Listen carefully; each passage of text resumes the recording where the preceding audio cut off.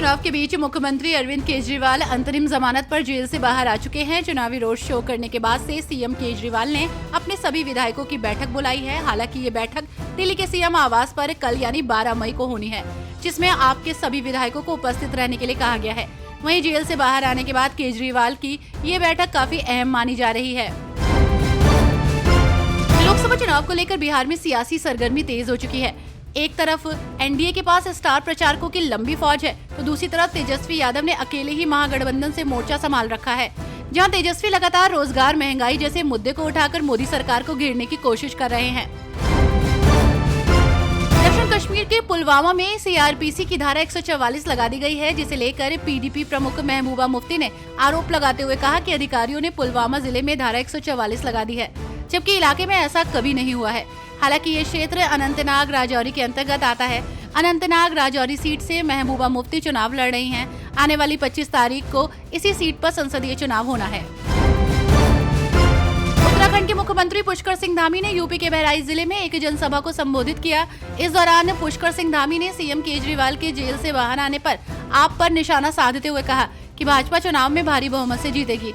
न्यायालय ने केवल 2 जून तक के लिए केजरीवाल को बेल दी है, लेकिन उनके केस यथावत है, इसलिए निश्चित रूप से भाजपा का 400 पार होगा। बोकारो में असम के मुख्यमंत्री हिमंत बिस्वा शर्मा ने मीडिया से रूबरू होते हुए कांग्रेस पर हमला बोला।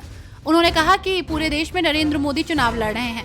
भाजपा ने 400 सीटों का जो लक्ष्य सेट किया है, उस दिशा में हम लोग आगे बढ़ रहे हैं। ऐसे में नरेंद्र मोदी एक बार फिर से देश के प्रधानमंत्री बनेंगे।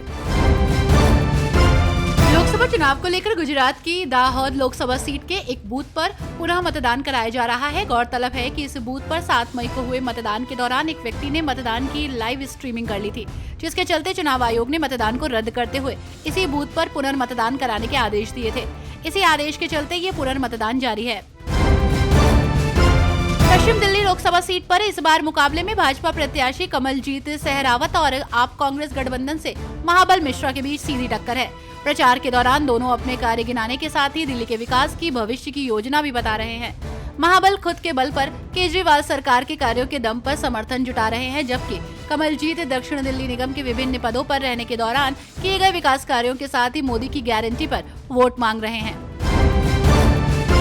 लोकसभा चुनाव में इन दिनों मुख्यमंत्री नीतीश कुमार और चिराग पासवान का अलग ही रंग देखने को मिल रहा है। चिराग पासवान ने सीएम नीतीश कुमार की तारीफ करते हुए कहा कि सीएम नीतीश कुमार के नेतृत्व में बिहार विकास कर रहा है, तो वहीं नीतीश कुमार ने भी पुरानी बातें याद दिलाई, जिसे लेकर काफी चर्चाएं हो रही हैं।